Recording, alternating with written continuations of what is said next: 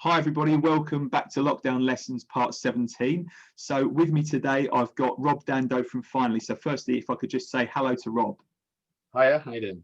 Good stuff. Yeah, fine. Thanks very much, Rob. So really, for all of those of you that are listening that haven't watched these lockdown lessons before, and the idea is I'm going to ask Rob a few questions, find out what he's got up to over the last few months since lockdown started way back in March, and hopefully we can learn a few things along the way from what Rob's told us, and not only from about what he does, but also about what his experiences are. So maybe you'll take some lessons away from that back for your business. So firstly, Rob, if I could just ask you, what exactly do Finally do and how do they actually help their customers? Sure. So Finally, we're a marketing agency based down in Chantry, and we work with companies that are really looking to grow their businesses. We provide a full range of marketing services from kind of digital, branding, video, photography. So we kind of have everything in our locker to take a business and kind of generate leads, and ensure that they're as optimized as possible, to get people through the sales funnel. Fantastic. So essentially you're in the business of lead generation then, yeah? Yeah, hope a little bit more, but yeah, lead generation at the heart, that's what marketing really is. Good stuff. Okay, so if we could rewind time back to March the 23rd, at what point did you see around then, or maybe before then, there might be a problem commercially, not for yourself necessarily, but for some of your clients? Yeah, so I think maybe a week or so before when the rumours were getting a little bit stronger, that maybe this was getting a bit more serious. And I actually remember myself kind of jokingly saying, "Oh, it's fine, it won't affect us." And hey, look at us now. But yeah, probably about a week before, there was a few little murmurs. I had probably had no idea of the impact it would have on us as a business, and obviously some of my customers and suppliers. But yeah, it's been interesting. Yeah, it has. I think a lot of people say. A lot of people say to me, Rob, they either say it was either a crisis, or it's been a challenge, or it's been an opportunity. And I think it's quite interesting. Sometimes I speak to people in the same industry and they'll come up with different answers to that. Some will say crisis, some will say opportunity. So I think mindset plays a really important part in this. So if I could just ask you about the type of impact that COVID and lockdowns actually had on Finally. Yeah, so it had a significant impact on us. Sadly, it probably knocked us for 30-40% of our revenue. Early days, it was like scary. The calls were coming in left, right, and center. As you can imagine, marketing is one of those where people believe that's an easy cut, it's an easy stop. Whether I agree with that is a different matter, but that's the situation we found ourselves in. We were supported through with some of our clients, obviously, but fully understood that no one knew how to handle this, what to do, and we're all in this together. And a kind of, that's what we tried to work with clients in partnership, so that we all get through it one way or another. We're not on the same terms with every customer, but we're certainly heading back towards it, positivity and everything. And that's been brilliant to go through in one way. We've really kind of develop some longer and stronger relationships with clients. If anything to take from the positives, that's certainly one of the positives. Fantastic. And would you say they've been your biggest wins since lockdown has begun? Yeah, I think, and just actually, the morale of the staff.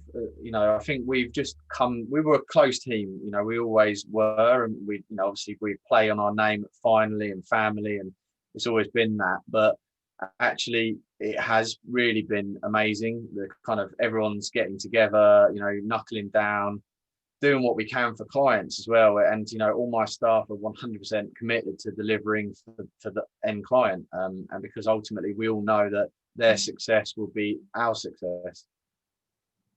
Okay, so I know obviously a lot of businesses in the IT industry, in the marketing online marketing industries have actually worked from home anyway. But have you had to adapt at all? Have you had to make any changes along the way since the end of March to actually create the business that you've got today, or keep it running in the way that you wanted to, should I say?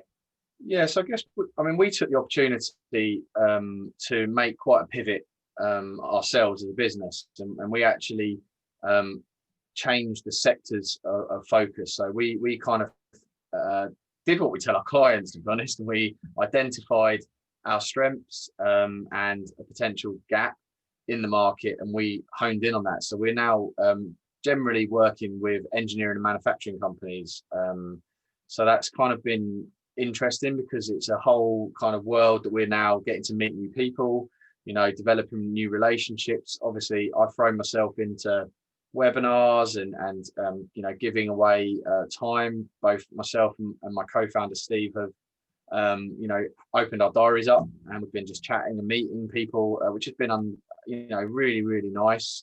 And certainly that, I guess, we did have the option to work remotely beforehand, but the one change, I actually refurbed the office and put in a brand new phone system in the previous July, August. So from my point of view, I've had to then very quickly identify that maybe this isn't going to be going back to that situation. And so probably around about May, I took the decision that like the phone system and the forwarding it wasn't really working for how we need to operate, because we're obviously quite responsive to client needs, and I have a great team of account managers that need to speak to clients. So the one change was that we switched our phone system to a cloud-based system that allowed the phones to be seamless wherever the staff were, be that at home, be that in a different location. So that was kind of something that we had to implement very quickly, and kind of almost the classic sunken costs, kind of forget about that lovely phone system that I've got sat in an empty office and move on. Yeah, I've made mistakes like that in the past where we've taken on overhead that you maybe thought maybe 6 months later maybe that wasn't the best thing to do, but who was to know what world we were moving into when you decided to take on that extra overhead. So it was a mistake that anyone would have made, right? Sure, yeah. Right. So have there been any changes that you've actually put into practice as a result of COVID that you would have actually done earlier than that if you'd have actually thought it through? Have there been anything positive to come out of it? I think obviously the remote working is a major positive. Like I said, we'd implemented that kind of around about a year beforehand, but not to the sort of degree that we're in. I think if I looked at the split, I would probably say most people did say a day a week, a day a fortnight at home, and that was just like if they wanted to kind of have that for their life, if there was a kids assembly or a doctor's appointment. And we've always been reasonably flexible, but I think now the realities of it, even when we had our kind of mini opening, we opened the offices on July the 6th, I think.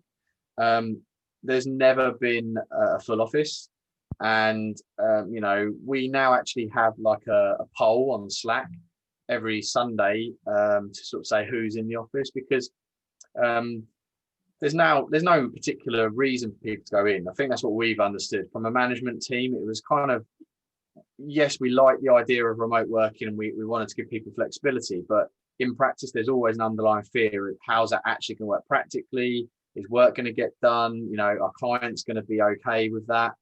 And actually that's been, no trouble at all, and has accelerated that. And I can only see it now, it's being normal forever. For our business, we're very lucky that we can work anywhere within reason.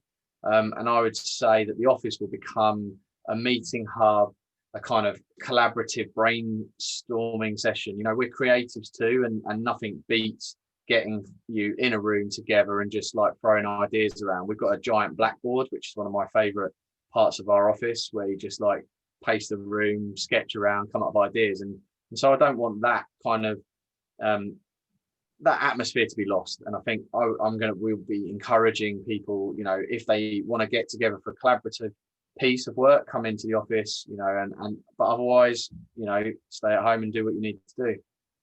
Yeah, I think that's a great point. So what would you say you've learned about yourself most over the last few months then, Rob? I think I actually personally took the opportunity to kind of do a little bit more work on myself. I think whereas before you just get into routines, I've been running businesses since I was 16 years old.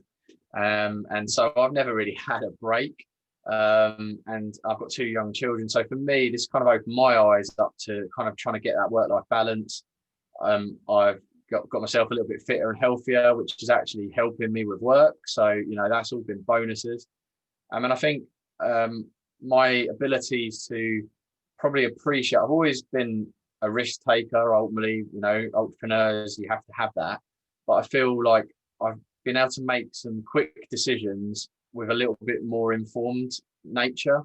And it's kind of proven to me that, you know, you can make quite substantial decisions. You know, we kind of made that pivot, and we also, you know, decided to stop working with a particular client. And, you know, they were big decisions that we made, and thankfully the team backed us. And me and Steve have kind of driven through change, and that's what has been really empowering, really, just to see the support and success so far. Brilliant. So if I could ask you, who would be the sort of ideal client? So if anyone watching this fits the mold of your ideal client, or even if they just know someone who looks like your ideal client, perhaps you could just go into a little bit more detail around what your ideal client would be. Yeah, sure. Thanks. So it would be, you know, any business that's in, you know, maybe the engineering or manufacturing sector, who've got to a point where they understand that marketing is now something that they need to and want to undertake to generate leads and sales. So if, you know, they're looking to perhaps, you know, increase turnover in the next 12 to 18 months, or they perhaps, you know, COVID has unfortunately, you know, changed the way they sell. So a lot of our clients used to have sales reps on the road, and obviously we're helping them use technology, stuff like video selling, pre-recorded videos that we can track and monitor, just to add into the sales cycle. So I think, you know, anyone that is just wants to generate leads and ultimately their sales, or take a look at that kind of brand awareness piece and maybe where they're sitting in their market. You know, we're also helping customers right now adapt to the change and really, you know, find their strength, their kind of area that they should focus on, and help them position themselves in that area.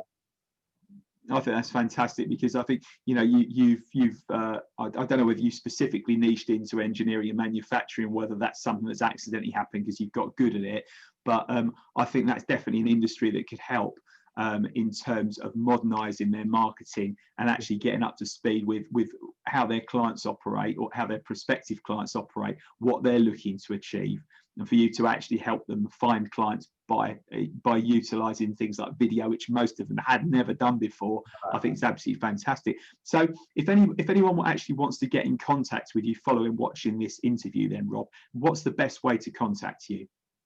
I mean, I'm very available in the modern world, but I think LinkedIn, you know, find me. I'm sure, you know, you tagged me in this, so, you know, feel free to add me. My website is obviously finally.agency, so you can jump on there and get in contact with me that way. And I'm pretty sure you'll find me in other social platforms if you had a look. Fantastic. What I'll do then, Rob, is after this, I'll just pop your details below so people can reach you easily anyway. So for now, thanks so much. It's been an absolute pleasure, Rob. And yeah, catch up soon. Thanks very much, Philip. Take care. Bye. Bye.